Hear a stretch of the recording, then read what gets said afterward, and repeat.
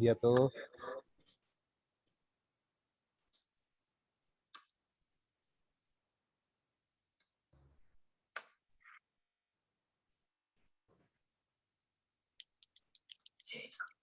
Ahí lo veo a Alessio.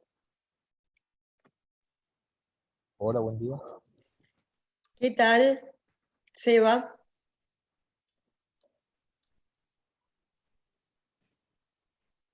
¿Nos escuchará? Y puede ser que Hola, esté Fabiana, muteado, ¿qué tal? Hola, ahí no, está. ¿Qué ¿Qué hace tal, Seba? Daniel? ¿Qué tal, Víctor? ¿Cómo están? Hola, Todo Sebastián, ¿cómo perfecto. andás? Daniel, ¿grabamos esto? Ya se está grabando. Bien.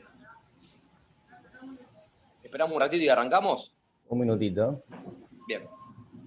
Avisá vos cuando.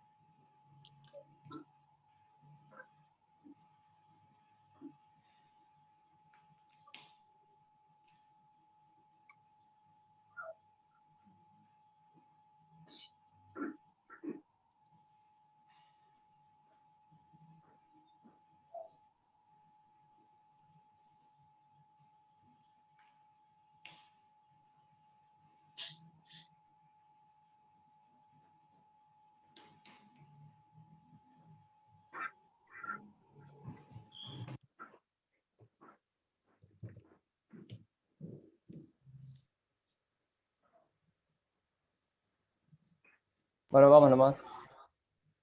Vamos. Bueno, buen mediodía para todos. Nuevamente nos encontramos en este ciclo de charlas que hacemos para empresas socias y amigas por temas específicos. En este caso vamos a estar dialogando sobre el blanqueo de capitales para la construcción con Mira Reondán, que es la vicepresidenta del Consejo Profesional de Ciencias Económicas, Ángel Segiaro, que es el socio de construcción de Fundar, y Damián Tabanman, que es el presidente de la Cámara de Desarrollo Suburbano. Ellos tres van a estar moderados por Fabiana Suárez, Fabiana, directora de ON24 y directora también del Occidental, un portal de Funes que últimamente está tirando muy buena información sobre desarrollos urbanos, un pueblo muy atractivo, Funes, para la provincia de Santa Fe y a recibir este tipo de inversiones, ¿no? Así que, Fabiana, dejo todos en tus manos y avanzamos con el webinar. Perfecto, avanzamos inmediatamente entonces para hacer sobre todo algunas exposiciones más bien cortas para tener lugar a preguntas y tratar de entablar entre todos también un diálogo que puede ser más fructífero.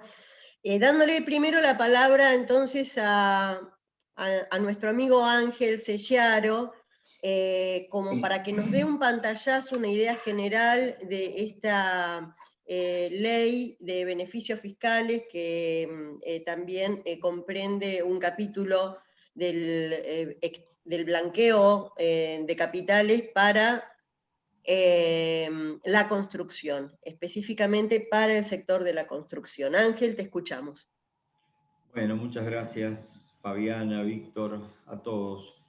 La verdad que estos encuentros son muy interesantes, son muy importantes. Todos debemos conocer más de lo que hacemos y en este caso la construcción se ve influida por esta situación de blanqueo, esta ley particular. Y a mí me gustaba dejar un poco para lo específico tanto a Miriam como a Damián en lo instrumental, pero me quiero referir un poco a lo que yo diría las fortalezas de la actividad que yo me incluyo, represento, tanto por mi empresa Fundar como también por la Asociación de Empresarios de la Vivienda que nos aglutina en el área de Rosario. Lo primero que quiero afirmar es que la construcción privada orienta flujos de fondos. O sea, el ser esencial de esta actividad que podría definirse como construcción, desarrollo inmobiliario, ejecución de edificios, ejecución para venta o alquiler, vivienda, etcétera, básicamente orienta flujos de fondos. Lo segundo que quiero afirmar, así como golpeando el escritorio, es que el ladrillo es refugio seguro. Y esto que puede pertenecer al mundo de las creencias, como también hoy vemos que en el mundo compartimos creencias tales como una criptomoneda, donde empieza uno a tener una confianza mutua en un elemento. Bueno, yo me quiero parecer a eso y digo que el ladrillo es refugio seguro. También digo que la iniciativa privada, la construcción privada, ha construido la vivienda en Argentina. Esencialmente la construcción privada ha construido la vivienda mucho más que la construcción con fondos públicos. Esto es categórico. También digo que toda vivienda construida de cualquier categoría que sea engrosa el stock de vivienda que va a ser usada. Alguien la va a comprar o alguien la va a alquilar. Todos sabemos que un bien que ingresa al stock de bienes crea abundancia y por lo tanto crea mayor disponibilidad, mayor acceso de alguna persona a ese bien, sea por compra o sea por alquiler, de manera tal que la construcción privada no puede ser puesta en duda de que no es una productora de bienes sociales, una productora de bienes útiles a la sociedad. Y bueno, básicamente el segundo punto que me interesa desarrollar es que la construcción privada, como la entendemos, como la practicamos, va camino a enfrentarse cada vez más con leyes de mercado, leyes de todo tipo, más exigentes. Por lo tanto, debemos lograr eficiencia. Y creo que una de las cuestiones de la eficiencia, en el camino a la eficiencia, nos enfrentamos, entre otras cosas, con la informalidad. Entonces, como objetivo general, yo diría que las empresas que tienen que crecer, que tienen que perdurar y que tienen que lograr un equilibrio en largos plazos, como lo exige la industria de la construcción, debe ir hacia una mayor eficiencia y una mayor formalidad. Y en este cuadro, así un poco rápido, lo que viene a ser, y utilizando algo así como una figura actual, yo diría que la pandemia de la informalidad recibe un tafirol que es el blanqueo. Y no lo vamos a desaprovechar, bienvenido sea, va en el mismo camino, pero no es la solución al mal general. De todas maneras, claramente es un aporte, lo ha sido además a lo largo de la historia reciente de la Argentina por diversos gobiernos de diversos signos. En todos los casos le dio un envión en lo económico, pero yo me quiero detener no en lo económico, que no es el motivo mayor de mi charla, sino en lo que involucra la cuestión de la construcción, y vuelvo a la cadena de valor de la construcción, donde se alojan la mayor cantidad de empresas en un amplio abanico, inclusivo como pocos, y donde es necesario y es imprescindible que el Estado, sea a través de remedios tafiroles como este o políticas más estables, contribuya a que las empresas que integramos la cadena, de todo tamaño y especialmente las pymes y micropymes, reciban alicientes, reciban capacitación, reciban perdones fiscales, reciban medidas que le permitan reorganizarse en lo posible con estabilidad. Y si no hay estabilidad, periódicamente es la única manera de conseguir que esta cadena se valorice, se refuerce, se haga más eficiente y sobreviva con capacidad. Esto para nosotros es fundamental. Por eso, en mérito a esta cadena de valor, y me siento un poco representante de todos los que la integramos, aún de las empresas más pequeñas, que son tan necesarias y que además, si tomamos la variante del empleo, sabemos que las pymes y las micropymes son las empresas que primero reaccionan, son las más tomadoras de mano de obra, son las que de alguna manera sostienen el entramado de lo que podría llamarse la generación de empleo inmediato, de empleo rápido. Por lo tanto, si a eso pudiéramos agregarle niveles de capacitación, niveles de ordenamiento empresario, niveles de ordenamiento fiscal, niveles de ordenamiento de relaciones de recursos humanos, para que se sepa desde esas organizaciones cómo se debe administrar, cómo se debe generar, cómo se debe motivar, cómo se debe mantenerse dentro de un escalón de formalidad, yo creo que estaríamos en un camino donde es el único, por otro lado, que nos queda para un futuro mejor. Yo creo que hay un futuro mejor y que tiene que ver con el acceso a capitales. Resumidamente, como empecé hablando, la construcción privada hoy orienta flujos de fondos, pero hoy orientamos flujos de fondos prácticamente no escasos, escasísimos, porque son flujos de fondos de particulares o empresas particulares que se nuclean alrededor de ejes de confianza, que podemos ser nosotros, como yo, muchos, que convocamos y que gozamos de esa confianza de un público muy cercano, pero que de ninguna manera hace a la escala general que podría producir vivienda en gran escala, como sabemos que existe la demanda. Eso quiere decir que tenemos un lugar muy grande para cubrir, una demanda muy grande para cubrir.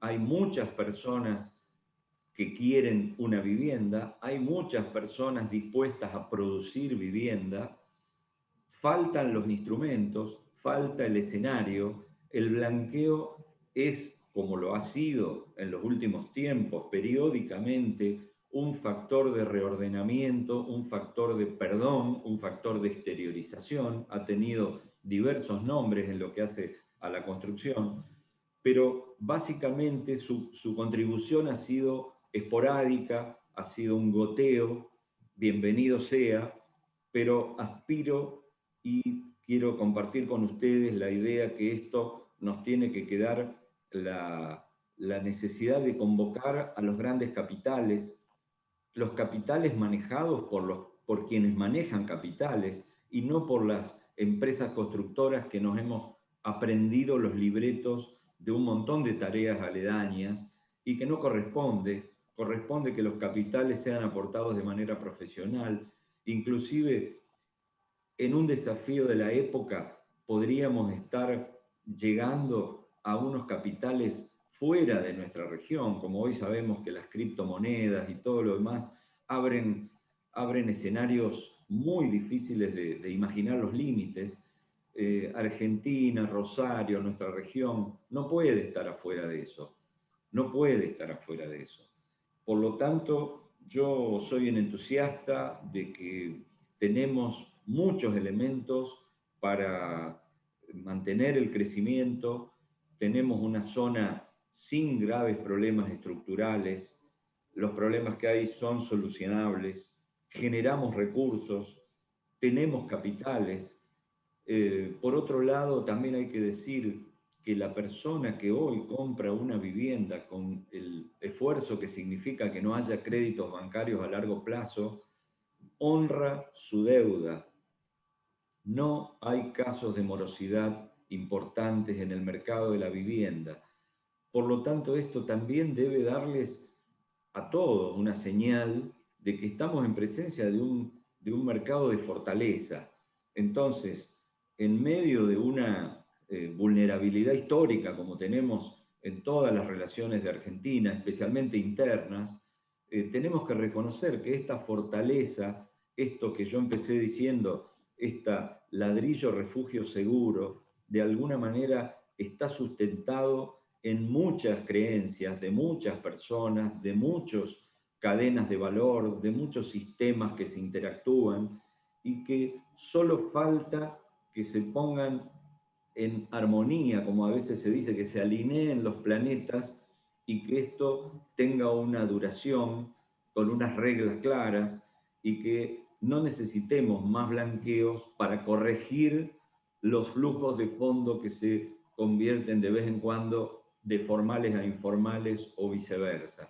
Por lo tanto, mi idea, lo que quiero transmitir es que tenemos ante nosotros una producción saludable en esta región particularmente, pero sabemos, integramos la institución que Damián preside y por suerte a través de estos mecanismos de Zoom hemos tenido mucha interacción con zonas de la Argentina, de muchos lugares, y la verdad que podemos decir que hay una salud en el sentido de la salud del sistema de construcción de vivienda privada que merece ser sustentada desde los estados, nacional, provincial, municipal.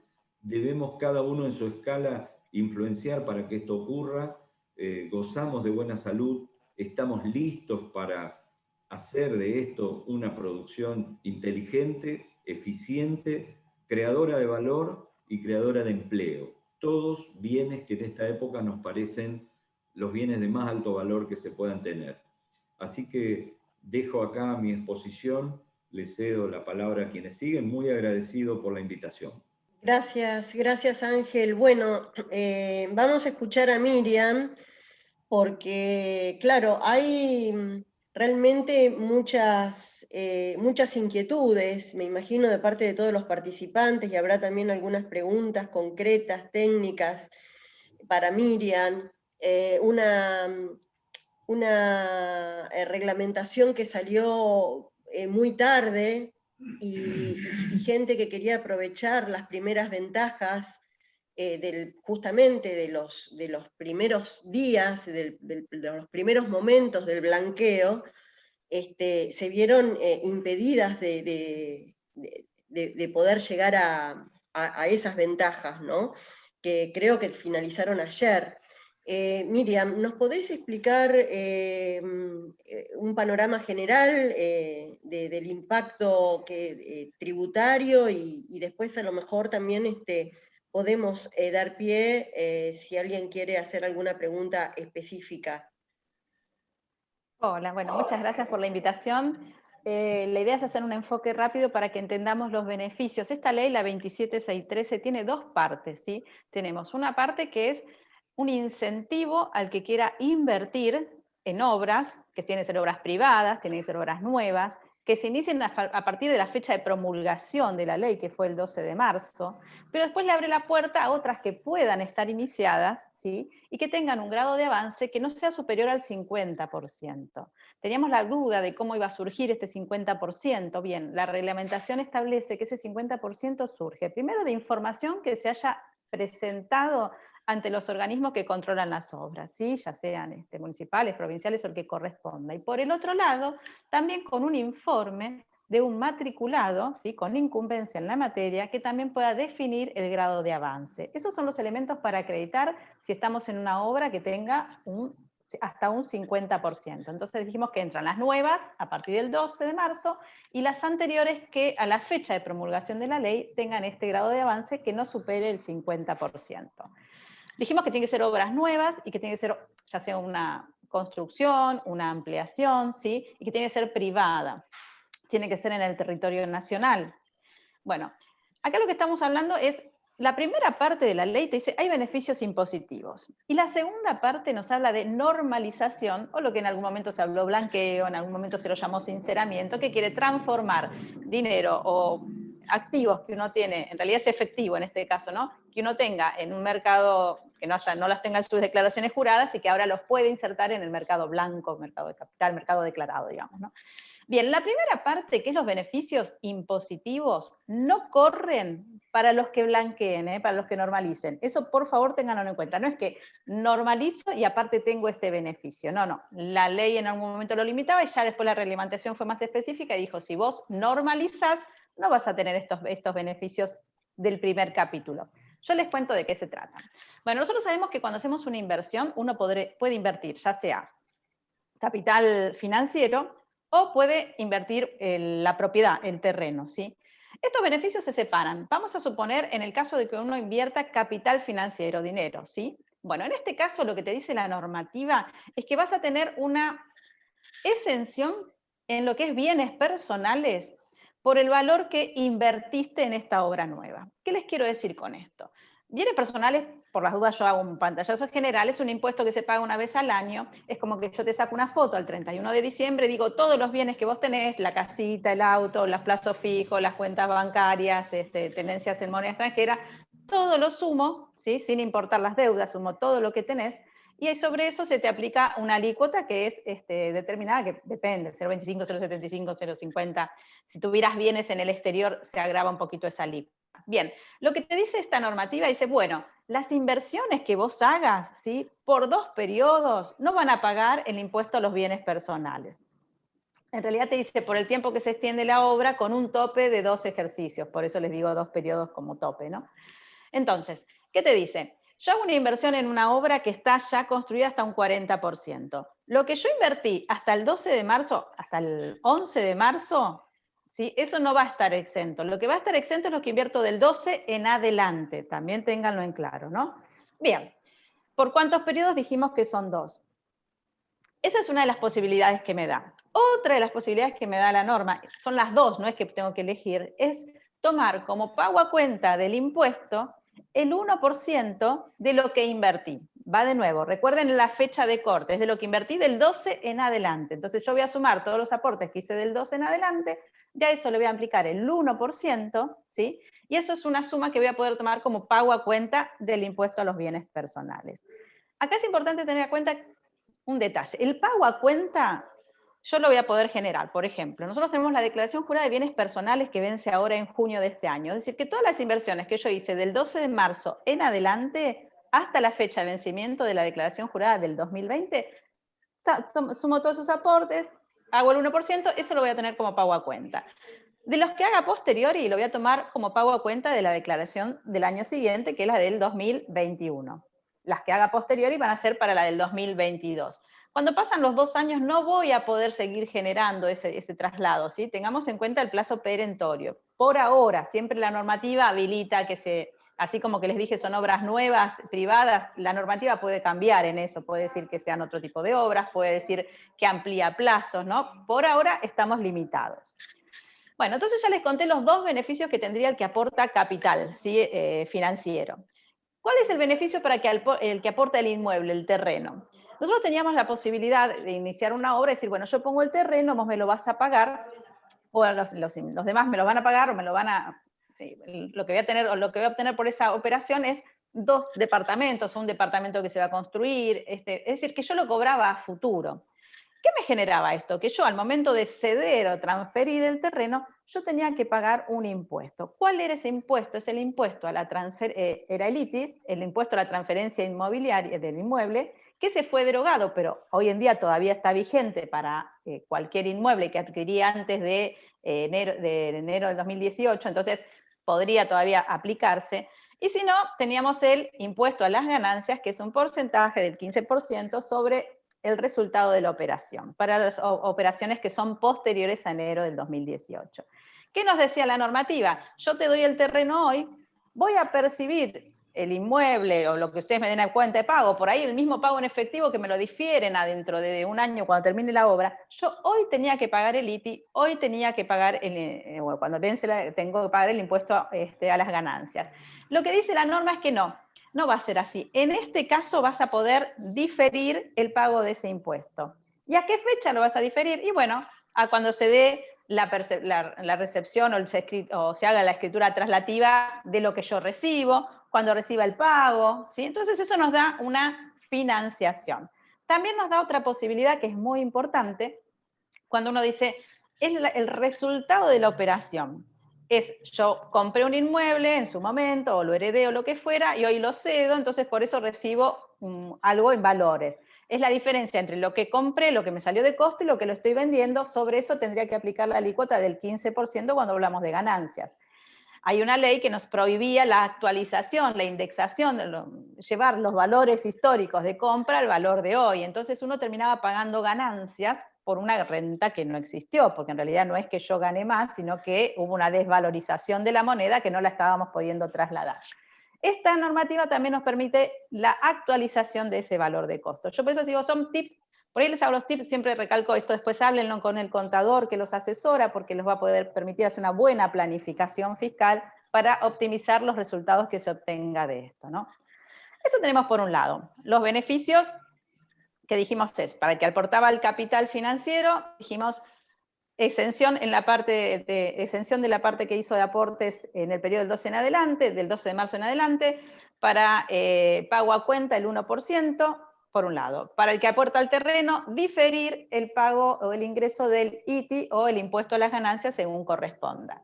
Segunda parte de la ley, que recuerden, los que vamos por normalización no vamos a tener esos primeros beneficios, pero tenemos otros que son re importantes.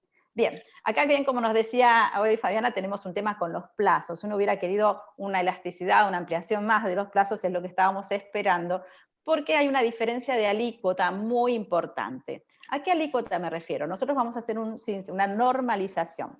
Yo le voy a decir al Estado, mira, tengo esta plata que antes no te había dicho que tenía. Eso uno lo dice, está buenísimo, me libero de causas penales, de investigaciones, de un montón, ¿no? Pero por otro lado tenemos un costo. ¿Cuál es el costo? Un impuesto especial que hay que ingresar. Ese impuesto tiene una alícuota que varía según la fecha en que yo declare y exteriorice los fondos, ¿sí? Acá depende de cuándo exteriorizo. ¿A qué llamo exteriorizar?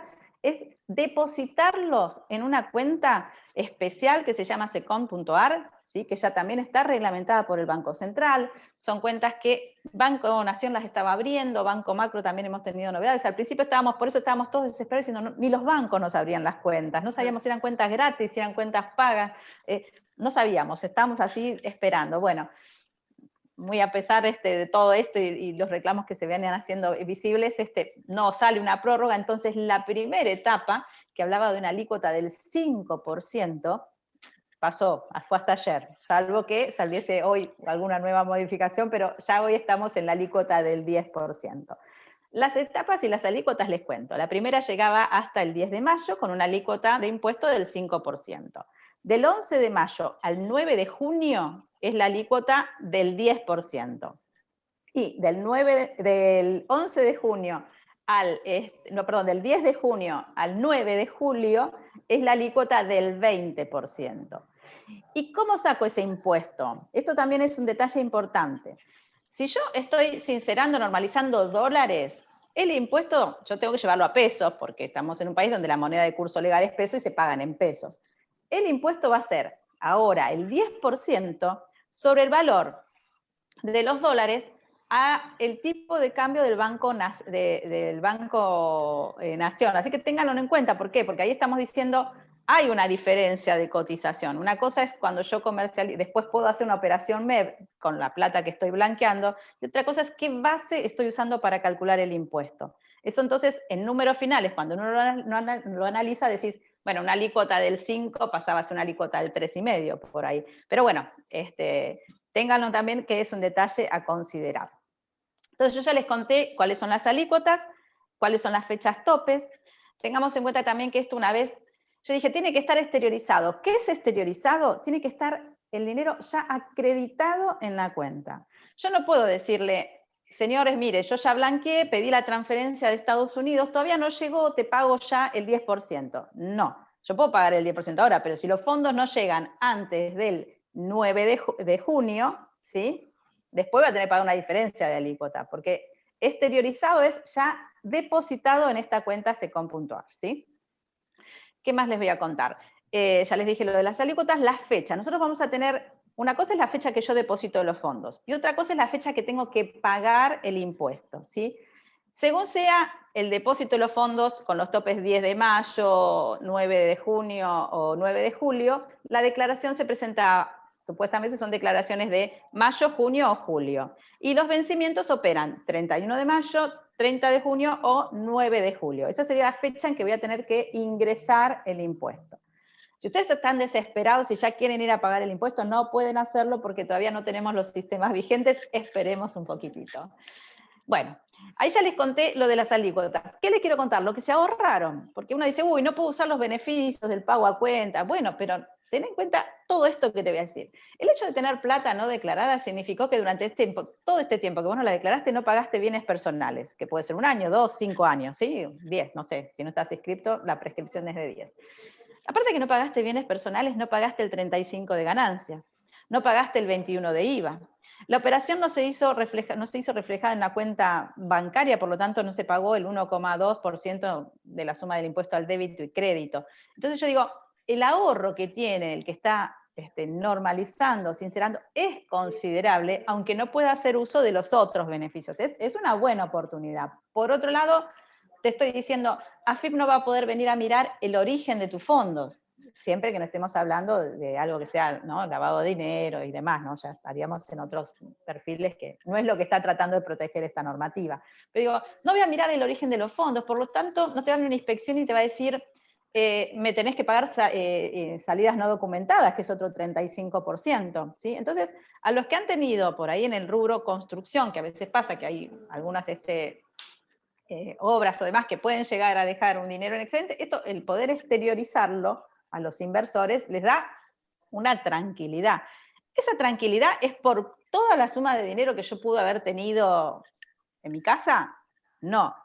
Yo te voy a decir, no vas a pagar el 35 de ganancia, no vas a pagar el 21 del IVA, no vas a pagar, pero sobre la base de lo que estás exteriorizando. Es decir, si yo hago una inversión ahora y exteriorizo $1 millón y viene mañana el fisco y me detecta que tengo 3 más, no le puedo decir, no, me puse en el blanqueo, estoy liberada de todo, ¿no? En la liberación es por los montos que uno va sincerando, blanqueando o en este caso normalizando. ¿Cómo se hace todo esto operativamente? Se los hago muy cortito para que tengan una idea. Por un lado, AFIP, que es quien va a tener todos los canales de información, va a abrir en su sitio web un servicio que se llama REPI, que es el registro de proyectos inmobiliarios. ¿Quién va a tener que ingresar a ese registro de proyectos inmobiliarios? Que recién va a estar esperen que tengo el machete acá de la fecha, el 7 de junio, si Dios quiere, dijo AFIP que va a estar disponible. Ahí van a entrar los desarrolladores, o los constructores, digamos, ¿no? Porque van a tener que informar la obra, ¿sí? Van a tener que informar el grado de avance, y otros datos que todavía no sabemos porque no lo dice la resolución que nos van a ir pidiendo, ¿sí? Se va a tener que, cuando acreditan el grado de avance, eso sí ya lo sabemos, vamos a tener que adjuntar documentación. ¿Qué documentación?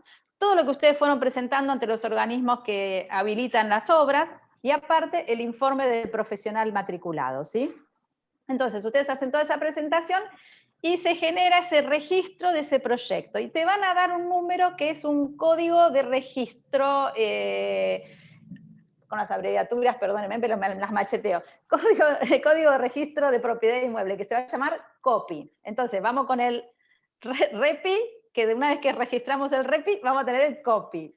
¿Y para qué va a ser importante el COPI? Para que el inversor elija. Cuando yo vaya y diga, voy a invertir en el emprendimiento que está teniendo Fabiana, y por ahí es el COPI 2533. O digo, en el de Ángel 2548. Entonces yo voy a tener que entrar como inversor a la AFIP y decirle en cuál COPI estoy interesado y voy a participar. ¿Sí? Por eso es importante el registro por parte de todos los desarrolladores de estas posibilidades de inversión. Otra cosa que tenemos que tener en cuenta, ya te dijimos el REPI, ya te dije el COPI, y ahora te voy a decir, el inversor blanqueó, o no blanqueé porque era plata que tenía y había elegido un COPI, ¿sí? Después voy a tener hasta el año que viene, el 23 de, creo que es hasta 6 meses posteriores a terminada la obra, va a ser hasta el 2023, puede llegar a ser, para contar realmente dónde puse ese dinero. Es decir, esto tiene todo un seguimiento, ¿no? No es uno dice, lo digo, no, va a haber todo un seguimiento. Entonces yo digo, va a tener que tomar conciencia también, todos los que son desarrolladores, constructores, que el organismo de recaudación, que es el que después controla los impuestos, va a tener muy claro el dinero que ingresó al proyecto, ¿sí?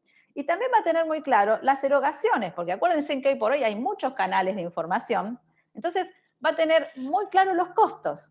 Por favor, eso ténganlo en cuenta. También yo les estoy diciendo, cuando decimos hay un grado de avance del 50%, vamos a tener que adjuntar lo que se presentó ante distintos organismos. Es decir, si yo estoy pidiendo un final de obra, no puedo después presentar un papel diciendo tengo un 50%.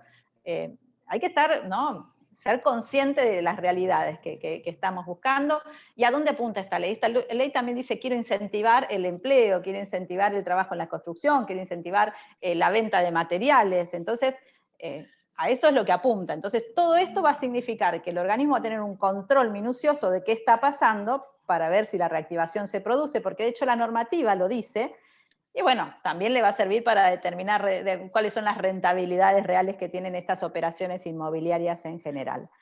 No sé cómo estamos con tiempo, vos, Fabi, decime. Ahí, estamos muy al borde, pero no quería dejar pasar, porque tengo un par de preguntas, si las podés contestar rápido, si sos tan amable.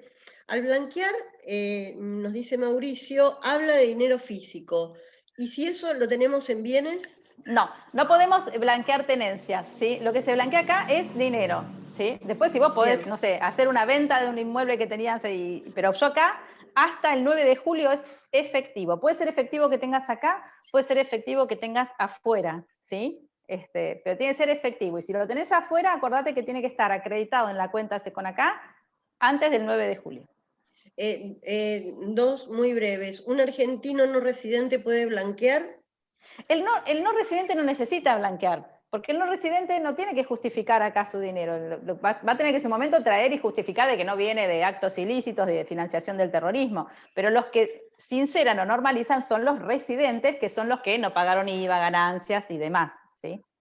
Y, sí, perdón. ¿Sabés qué te iba a aclarar también? Vos dices, bueno, Miriam, voy a sincerar $100.000, por ejemplo, y con esos $100.000 que normalizo también quiero pagar el impuesto. No se puede. El monto que vos normalizás, el 100% se deposita en esa cuenta SECON y no se usa para otra cosa que no sea para el desarrollo.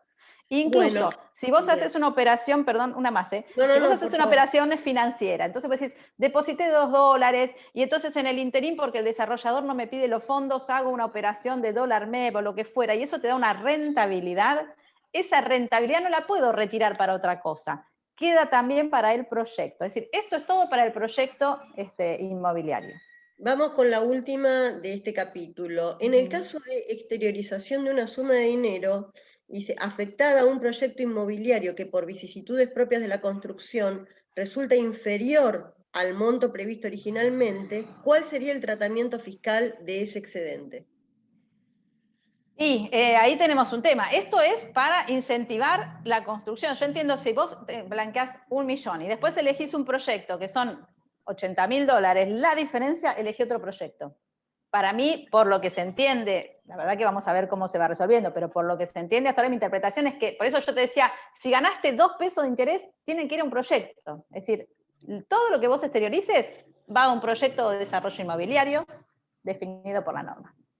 Bueno, muy bien. Estamos en los últimos 20 minutos. Damián Tabacman, tu palabra y vamos a ver si nos queda un poquito de tiempo para algunas otras consultas. Estás muteado, Damián.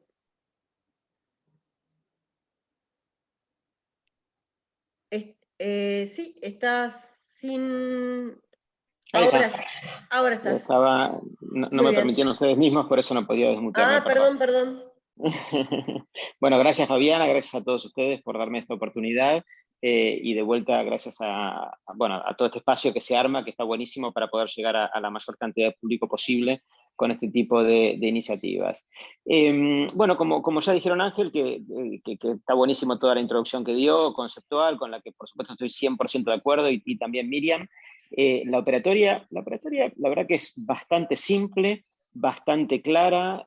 Lamentablemente demoraron un montón en el gobierno, en sus diversas oficinas, en implementar los reglamentos de cada una de las áreas. La FIP demoró un montón, después hubo que reglamentar, el Banco Central tuvo que hacer lo suyo para poder habilitar las cuentas Econar y la CNB para poder hacer la operatoria de contado con liqui. En fin, pero finalmente esto está bastante encaminado. Todavía, lamentablemente, quedan un par de cosas más. Como dijo Miriam, el aplicativo de la FIP no está, y el espacio para registrar los proyectos con menos del 50% de avance de obra tampoco está, pero bueno, debería aparecer en breve, con lo cual, bueno, es como que ya se puede hacer. Es tan simple como que en estos días, hasta ayer con la alícuota más baja, y después hay 30 días más para la alícuota del 10 y otros 30 días más para la alícuota del 20, se trata de depositar los fondos directamente en la cuenta. Se pueden llevar dólares o se pueden llevar pesos, como dijo Miriam. Si llevas pesos pagás el 5%, si llevas dólares pagás el 5% al tipo de cambio oficial, con lo cual en la práctica es más barato, eso hay que tenerlo en cuenta, así que hay una ventaja interesante a considerar. Y después tenés hasta fines del año que viene para hacer la inversión inmobiliaria, así que no hay que correr tanto para hacer eso. En realidad se puede hacer tan rápido como uno quiera. La única traba que hay para poder hacerla muy rápidamente, cosa que muchos querrían, para no tener la plata blanqueada metida en el sistema financiero argentino, es que todavía no está el registro de los proyectos, con lo cual tan pronto como esté el registro de los proyectos, uno podría, después de poner la plata en el banco, directamente transferirla a los proyectos habilitados. Respecto del tipo de cambio que utiliza el desarrollador, eso ya no es al tipo de cambio oficial, que es lo que esto por ahí puede ser un poquito confuso, pero es importante aclararlo, ¿no? O sea, depende para qué cosa se toma un tipo de cambio distinto. A los efectos de pagar la alícuota, se toma el tipo de cambio oficial indiscutiblemente. Si llevaste dólares, llevaste pesos, pagás el 5%. Llevaste dólares, como dijo Miriam, se paga al tipo de cambio oficial. A la hora de aplicar los fondos al desarrollo inmobiliario, el desarrollador, por supuesto, puede recibir los fondos, y como en cualquier operatoria, si recibe dólares blancos en el blanqueo o fuera del blanqueo, puede transformarlo a pesos si quisiera aplicarlo a la construcción vía contado con liqui. Es una operatoria que es independiente de este blanqueo. Toda la vida se pudo hacer eso y se sigue pudiendo hacer independientemente del blanqueo. También esa operatoria de transformar de pesos a dólares, perdón, de dólares a pesos, la puede hacer el blanqueador, en vez de que le quede, eso está habilitado, en vez de que le quede esa transacción al desarrollador. ¿Por qué es conveniente que la haga el blanqueador? Si el blanqueador puede ser una persona física, humana, o una persona jurídica. Las personas jurídicas que hacen contado con liqui pagan impuestos a las ganancias, porque está grabada la operatoria. Las personas físicas no. Entonces, si el que hace la transformación de dólares a pesos es el blanqueador, se ahorra un impuesto, y esto afortunadamente la FIP lo habilitó, y es interesante porque genera un ahorro para todo el mundo, para el comprador y para el vendedor, ¿no? Así que es un pequeño tip a tener en cuenta claramente para los que están lanzados a hacer a aprovechar el blanqueo. Después, desde el punto de vista del desarrollador, la verdad que la operatoria no tiene ningún riesgo, ¿no? O sea, firmás el boleto y te transfieren la plata de la cuenta Seconar, y ya está, y tenés la cuenta para hacer el desarrollo, y de vuelta podés hacerlo vía contado con liqui, si quisieras aplicarlo a la construcción, porque hay que pagar cosas en pesos, etcétera, con lo cual para el desarrollador es una transacción estándar, digamos, no tiene ningún riesgo. Y para el blanqueador, bueno, uno podría tener el temor de vuelta de dejar la plata en el banco un tiempo, pero bueno, tan pronto como está el registro de los proyectos, uno puede sacarla del banco rápidamente, y de vuelta, a partir de eso ya no tiene ningún riesgo. Así que la operatoria, tal como la diseñaron, es recontra simple, no genera ningún problema. Está la cuestión de que el proyecto no tenga más de un 50% de avance de obra. Eso sí es muy importante que quede claro. La certificación de eso se hace a través de una declaración jurada del director de obra. Como el blanqueador entra de buena fe, después, si la obra tenía más de un 50%, el blanqueador no debería tener ningún problema, porque entró de buena fe a un registro incluso que tenía la FIP. Pero en cualquier caso, la verdad que lo recomendable para evitar situaciones confusas el día de mañana es que la obra tenga sustancialmente menos de un 50% de avance de obra. Entonces ahí uno está siempre a cubierto, digamos. Si está en el 48% o 53%, que en las obras eso puede ser como confuso, podría dar lugar a cierto conflicto a futuro. En cambio, si la obra está empezando, ya está, no hay ningún problema. Otras cuestiones a tener en cuenta, que me parece que ya a esta altura del partido todo el mundo la sabe, pero por las dudas las repasamos, es que esto es para cualquier destino de construcción, ¿verdad? O sea, no es solamente para viviendas. La ley dice en su título que este es el incentivo para la construcción de viviendas, y entonces ahí lograron confundir a un montón de gente que pensó que era para viviendas, pero después en el desarrollo del texto no dice, no, o sea, se puede usar para cualquier destino. La única condición es que sea construcción, ¿verdad? O sea, si es para comprar una oficina terminada, oficina se puede, pero terminada no se puede. Tiene que ser para construcción, porque esta operatoria está orientada exclusivamente a promover la construcción, y la verdad que es la primera vez en la historia que en el sector tenemos, que en la Argentina hay un blanqueo solo para la construcción. Nunca antes había habido, porque el anterior de Macri, También, la gente... ¿Qué? Perdón, terminá y yo te hago Dos palabras más. una repregunta. Dos palabras más, y así redondeo y te dejo espacio a las preguntas. El blanqueo anterior de Macri, la gente podía dejar la plata afuera, y la enorme mayoría de la gente la dejó afuera, y era completamente legal, y no tenía nada que ver con la construcción, salvo un porcentaje irrelevante de esto. Y el anterior, que fue el de los edines, en el gobierno kirchnerista anterior, era para usados. En cambio este es la primera, algo de nuevo se hizo, pero básicamente era para usados. En cambio este claramente está orientado a la construcción de cualquier cosa. Sirve para que te hagas una casa en Kentucky, no sé quién mencionó Kentucky hace un ratito, es una casa en el country, yo no conozco Rosario, pero me dijeron que está lindísimo. Sirve para que entres en un emprendimiento de los maravillosos que hace Ángel Segiaro en Rosario. O sea, sirve para cualquier actividad que sea la construcción, ¿verdad? Bueno, muy bien, sí. En Rosario hubo bastante confusión, incluso en algunos plenarios, algunas reuniones como estas específicas, donde decían, por ejemplo, que los parques industriales no entraban, o que solamente entraban los parques industriales que estaban inscriptos, pero los otros no, y en eso no sé si hay algún... Bueno, hay que tener, o sea, hay que tener una certificación del director de obra que diga que esto efectivamente tiene menos de un 50% de avance de obra. Si la obra es completamente trucha y no está inscripta en ningún lado, lo más probable es que te compres un problema, digamos, ¿no? O sea, tiene que ser obras que tengan tengan la cobertura legal obligatoria correspondiente, ¿no? O sea, si no está escrito en ningún lado, es una obra trucha, no. Claro, si eran parques industriales o podían ser también áreas industriales que no están... Pueden ser, sí, pueden ser. Perfectamente. Cualquier destino de construcción en la República Argentina, mientras sea una construcción lícita. Si es ilícita, no. Obviamente. También nos están preguntando, ¿aplica a todos los tipos societarios por parte del desarrollista? Sí. Ejemplo, fideicomiso. Sí. Bien. También tengo otra pregunta. La declaración jurada, ¿qué formalidad debe tener? Es decir, mira, espera, te respondo. En el caso de yo soy de Buenos Aires, ¿no? Así que lamentablemente respondo desde Buenos Aires, por ahí Ángel podrá responderme de allá. El Consejo Profesional de Arquitectura y Urbanismo de la Ciudad de Buenos Aires emitió un formulario estándar para la certificación de eso, que se sube a la página web del Consejo Profesional. Eso es en Buenos Aires, en Rosario no sé. Bien, mientras a lo mejor surgen algunas otras dudas, hay una... Yo no terminé. Si querés, puedo redondear y... No. Continúa, por favor, pensé que habías... Sí. No, yo corté para responder a las preguntas, pero muy bien, me parece que hay un tema, no, por favor, un tema no menor a contarles, que es qué pasó desde que el blanqueo empezó hasta ahora, ¿no? En términos de datos de mercado, digo, que me parece que puede tener como algún interés, como nota de color, digo, ¿no? O sea, bueno, por supuesto que el que está decidido a hacerlo o no, exacto, el que está decidido a hacerlo o no es una decisión completamente individual, pero si quieren les cuento un poquito qué está pasando en términos de mercado, por lo menos como nota de color. Para cada decisión individual no sirve más que para eso, pero por ahí es un tema interesante a compartir con todos ustedes. Correcto. Es una información relevante. Básicamente este blanqueo apunta a dos segmentos, ¿no? Bastante diferenciados.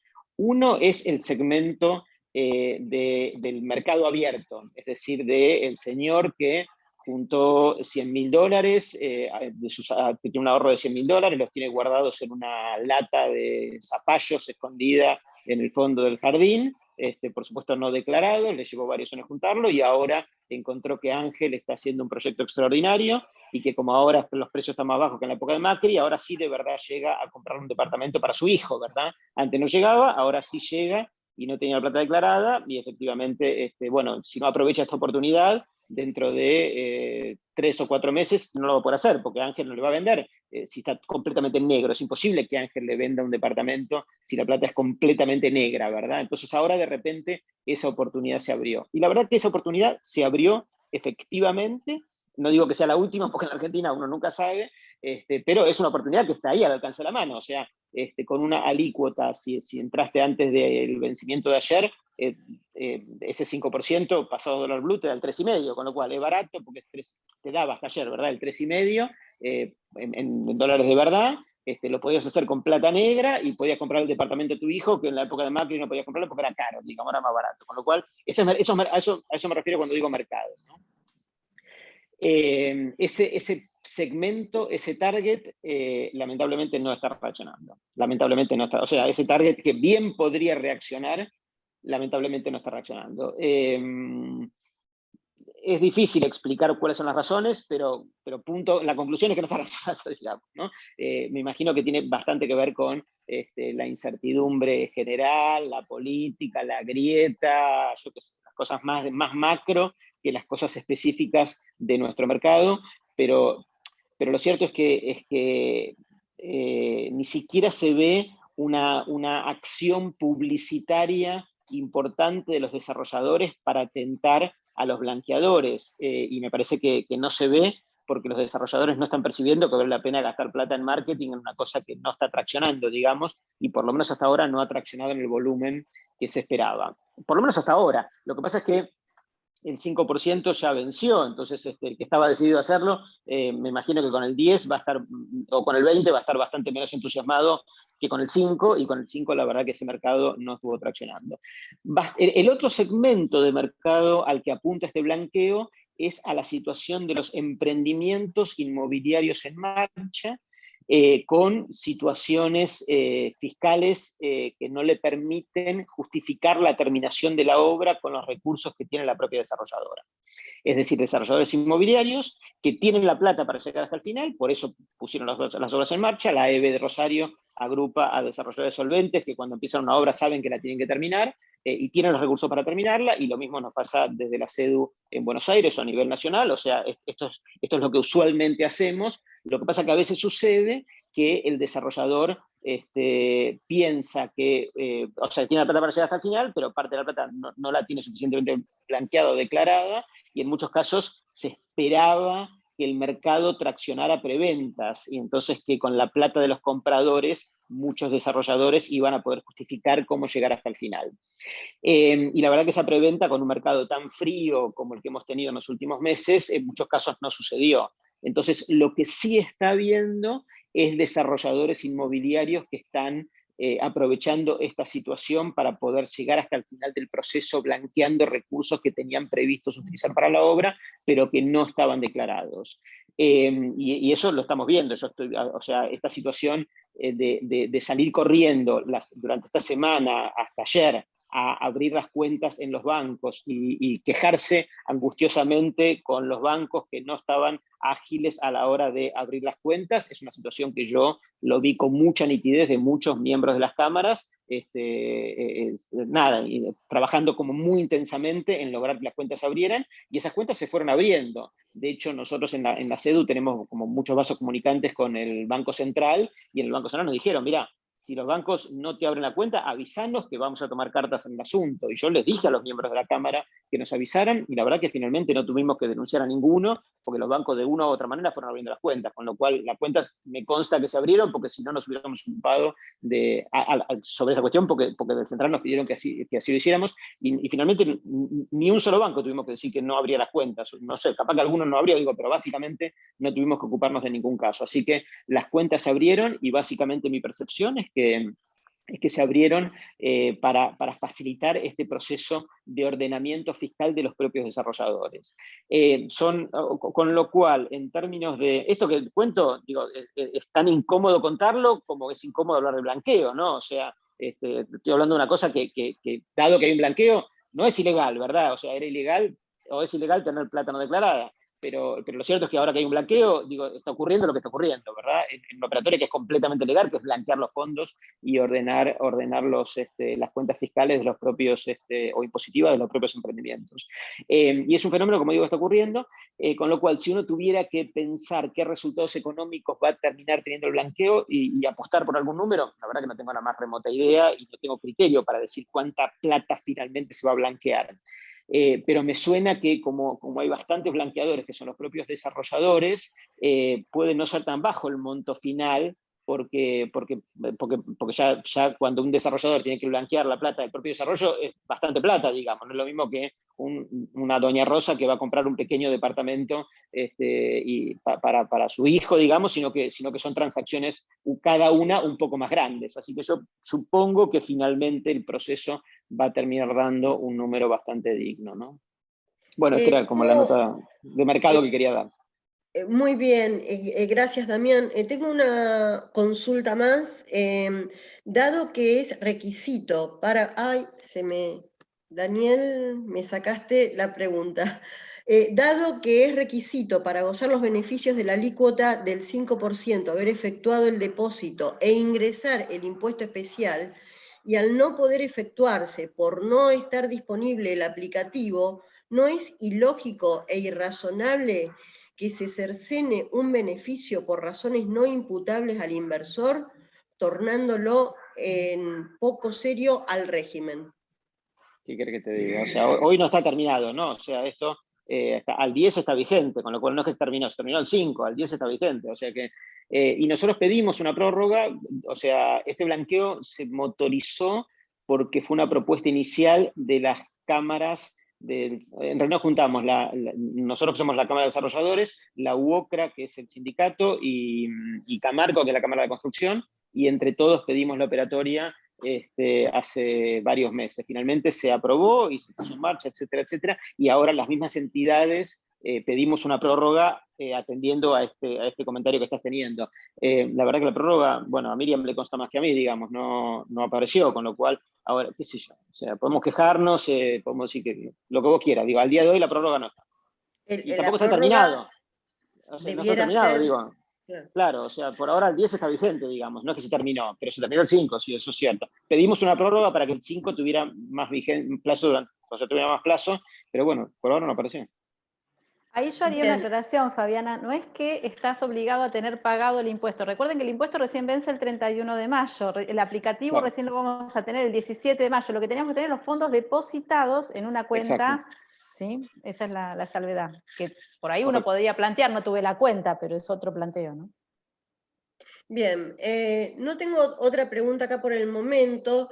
Sí, tal vez, y sobre todo, a lo mejor Ángel, si me podés contestar. Yo este tema lo he hablado con distintos entrevistados, distintos desarrollistas, y claro, todo el mundo, o distintos empresarios, incluso hace poquito estuvimos en el foro donde estabas vos, Damián, y estaba Cristiano Ratazzi, y le pregunté acerca de blanqueo, Agrobocopátel incluso, la verdad que lo sondeé con mucha gente. Claro, y todos dicen, hablan de la seguridad jurídica, del que se quemó con leche, ve una vaca y llora, me decía Ratazzi. ¿Qué opinión les merece esto, no? De la poca confianza en rigor que la gente tiene sobre un Estado que después por ahí puede darse vuelta y traicionar. Ángel, te lo dejo de mil amores, te lo dejo de mil amores. Gracias. Y es parte del desafío argentino, digamos. Recuerdo los Cedines, por ejemplo, fue un escenario muy parecido a este, destinado a la inversión de real estate. Y bueno, reaccionamos algunos que estábamos en el rubro, pero no tuvo igualmente inesperado para los que lo lanzaron, porque todo esto es un mecanismo que el Estado debe gastar plata para hacerlo, tiempo y demás, y no tuvo un éxito en términos de retorno, digamos. Con lo cual me parece que acá hay como un desafío permanente entre la política, el mensaje y la credibilidad pública. Y esto es un cuento de nunca acabar.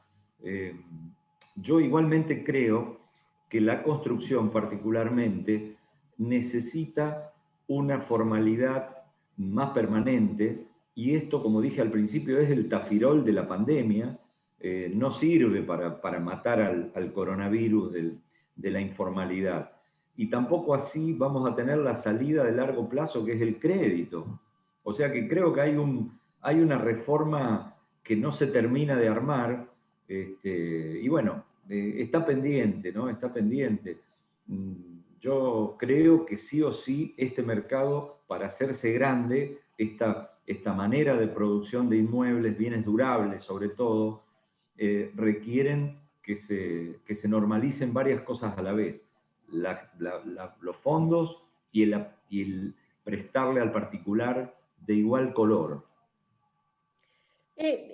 Les consulto, ¿el Estado salió a hablar de esto? Es decir, yo hasta ahora veo que lo están defendiendo mucho los distintos actores sentados en esa mesa que vos describías, Damián. ¿El Estado ha salido a hablar de esto, a apoyarlo, No. a estimular?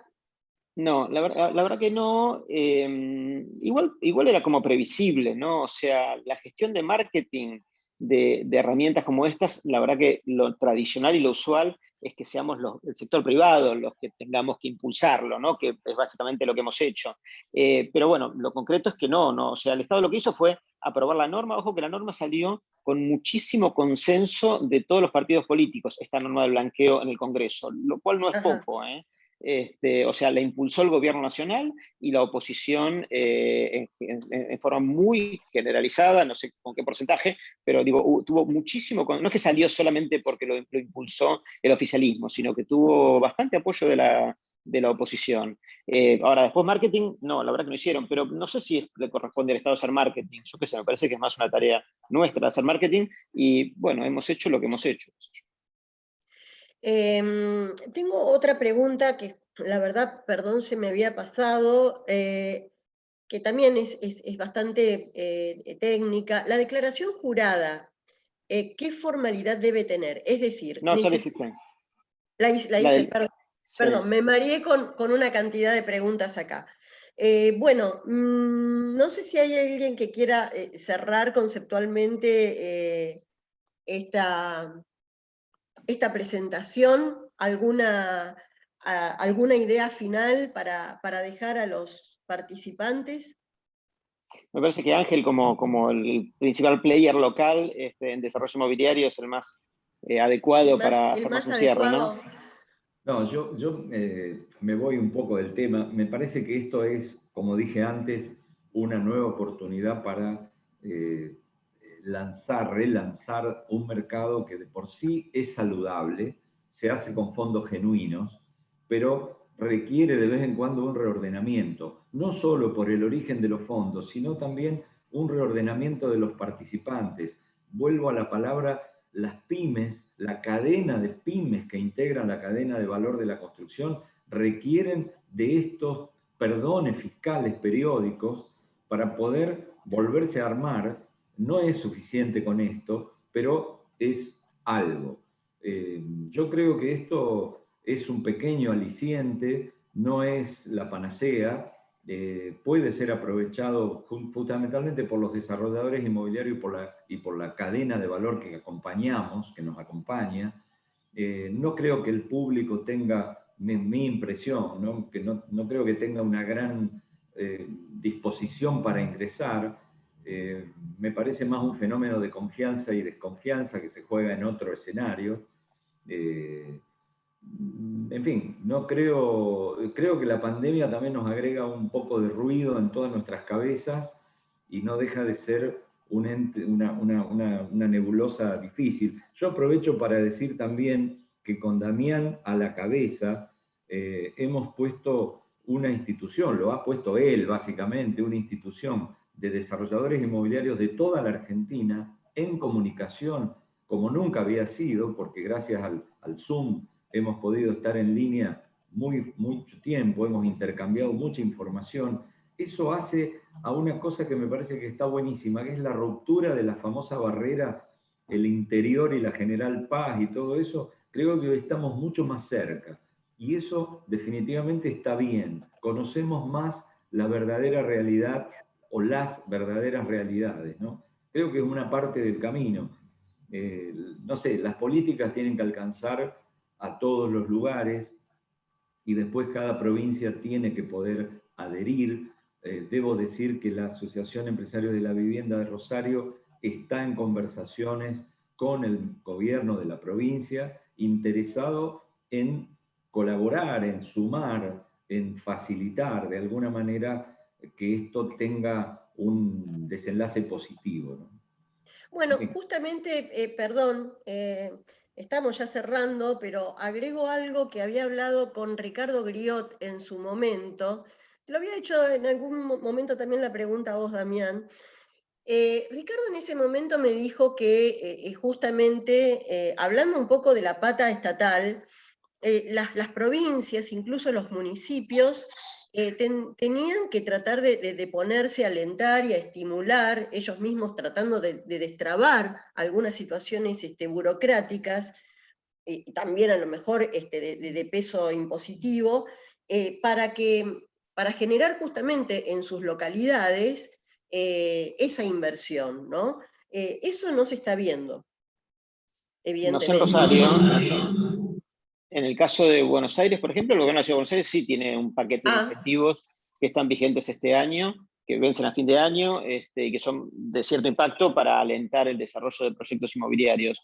Lo que pasa es que los impuestos locales no son los que más pesan sobre la actividad. La verdad que los que más pesan son impuestos a los nacionales, impuestos a las ganancias, IVA, etcétera, etcétera, y por ahí ingresos brutos también. Pero bueno, lo que está al alcance de las autoridades locales, en muchos casos sí toman cartas en el asunto. Recientemente Mar del Plata sacó algo. No, hay gobiernos locales que están sensibilizados con la cuestión y los impulsan. En Rosario, la verdad que no lo sé. Pero sí, bueno, sí, también es cierto que... innumerables trabas a la hora de encarar una obra, ¿no? Sí, pero bueno, también eso depende mucho de cada autoridad local. Hay autoridades locales o gobiernos locales que se pusieron las pilas y que de verdad están en un proceso de informatización y agilización de los trámites, etcétera, otros que por supuesto van más retrasados. Pero bueno, Tal vez no la respecto, vieron. Digo, tal vez respecto no a nuestros... vieron esa oportunidad. Por supuesto. Respecto de nuestro sector, lo que pasa es que también está este universo de incertidumbre y de cuestiones contradictorias que simultáneamente siempre aparecen. O sea, al mismo tiempo que estamos intentando promover el blanqueo, bueno, en la Ciudad de Buenos Aires, lamentablemente, tenemos todas las obras paradas, bueno, a raíz de la cuestión de la pandemia, pero bueno, no es tan fácil convencer a alguien que salga corriendo a meterse en un pozo cuando la obra está parada, y ojalá esté parada por poco tiempo, pero a juzgar por la experiencia del año pasado, no fue poco tiempo, fue larguísimo tiempo, con lo cual eso atemoriza bastante. Y eso es culpa de la pandemia, digo, pero bueno, es parte de lo que está pasando, y ni hablar de las cuestiones vinculadas que no tienen nada que ver con esta charla, pero tienen un montón que ver con esta charla, como por ejemplo las cuestiones de los alquileres, ¿verdad? O sea, la idea de cobrar impuestos para el que tenga en un departamento vacío. Bueno, por supuesto, o sea, en lo que hace a nuestra actividad, los inversores que entran para tener una renta futuro son una parte sustancial de nuestra actividad, con lo cual cuando dejan de entrar porque no querrían padecer ese impuesto, nos encontramos con una dificultad, aunque tengamos el blanqueo al alcance de la mano, ¿no? Sí, una norma atenta contra la otra. Damián, muchísimas gracias, al igual que Miriam Roldán, al igual que Ángel Sellaro, y la cantidad de gente que nos ha acompañado en esta hora 10. Muchísimas gracias a todos, realmente. Espero que les haya sido muy útil, y bueno, brevemente va a estar esta charla en nuestro canal de YouTube, en el canal de Fundación Libertad. Gracias a todos, buen mediodía. Gracias, adiós.